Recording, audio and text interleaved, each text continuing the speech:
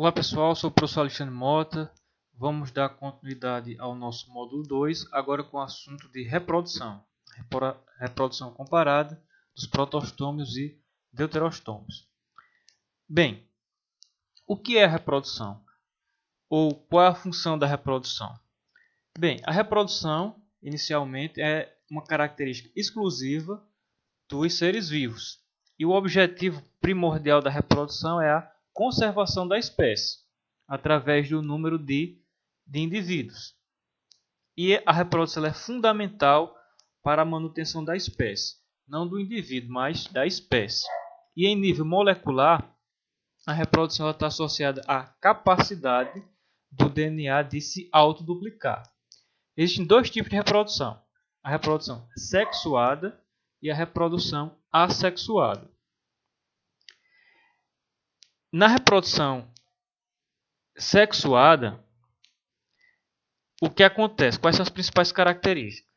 Então, na reprodução sexuada existem dois genitores, cada um contribui com 50% do seu material genético para o futuro descendente. Esse tipo de reprodução promove o aumento da variabilidade genética, uma vez que permite a recombinação gênica e a evolução das espécies. E a reprodução sexuada ela ocorre com a participação de gametas, ou seja, ela é gâmica e está associada a um processo de divisão celular chamado de meiose. Já a reprodução assexuada ocorre sem a participação dos gametas, ela é agâmica e está associada a outro tipo de divisão celular, que no caso é a mitose. Nesse tipo de reprodução há apenas um progenitor e cada indivíduo produz cópias geneticamente iguais ao ser que lhe deu origem. Ela também resulta numa pequena variabilidade genética, uma vez que ela origina apenas clones. A reprodução assexuada ela é considerada mais simples, porém direta e rápida. E quais são os tipos? A gente tem vários tipos de reprodução assexuada. O primeiro deles seria a divisão binária.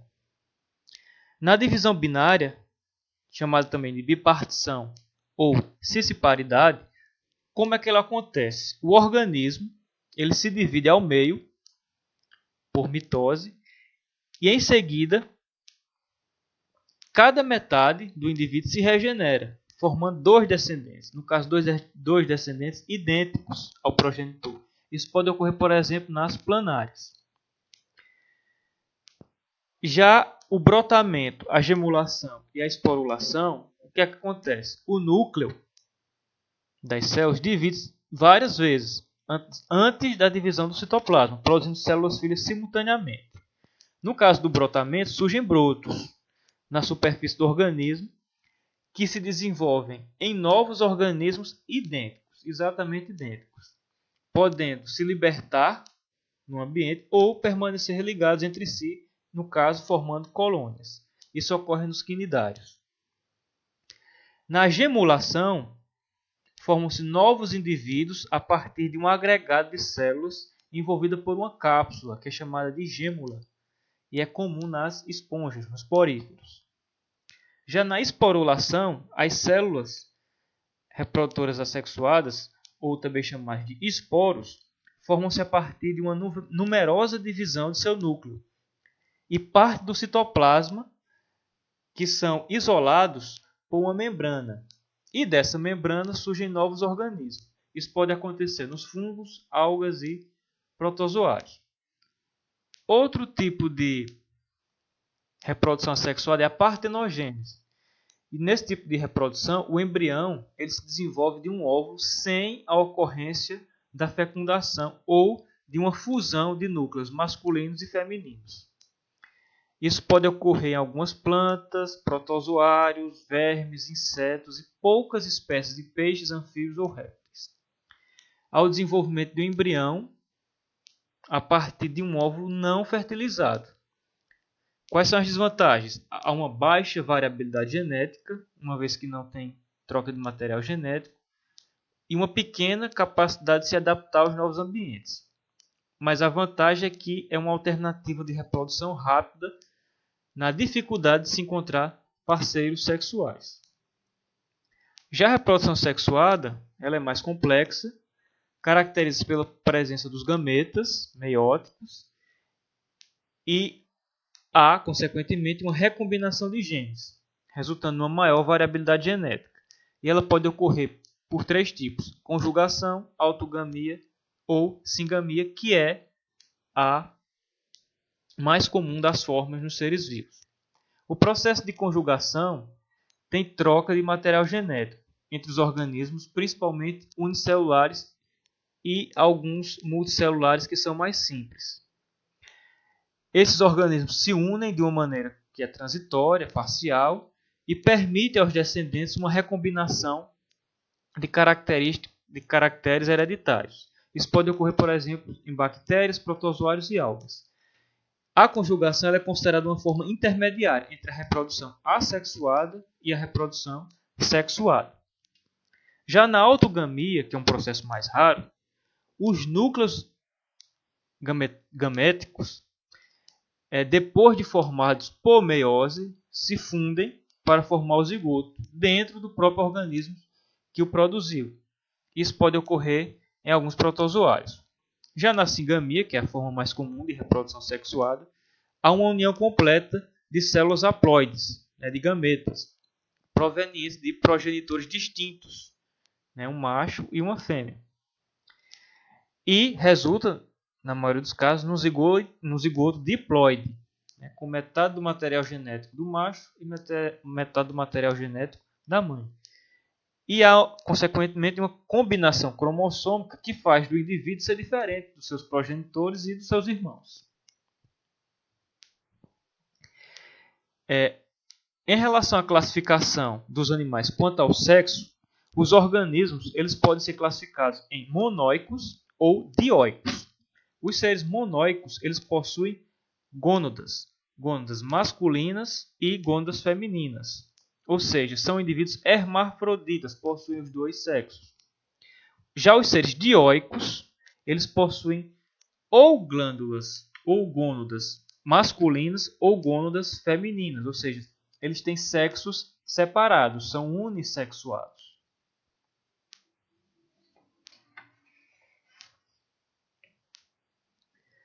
Bem, na reprodução sexuada, existem órgãos associados à produção dos gametas, que, como nós vimos, são as gônadas. As gônadas masculinas são os testículos e as gônadas femininas são os ovários. E os gametas são as células que são responsáveis pela transmissão do material genético, das características hereditárias das espécies.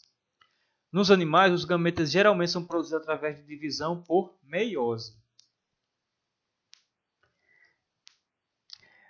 Os gametas masculinos são chamados de espermatozoides, como nós vimos. E quais são as principais características dos espermatozoides? São células alongadas, a forma da cabeça varia com a espécie, e nela está situado o núcleo, que é haploide, de cromatina densa, e um capuz acrossômico.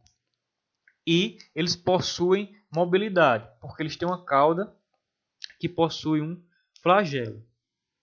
Nos anfíbios, a membrana do espermatozoide é ondulante e fica ao longo do flagelo. Isso aumenta a superfície de eficácia.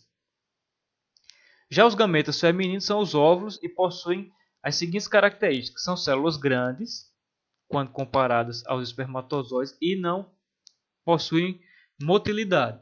Elas não se movimentam.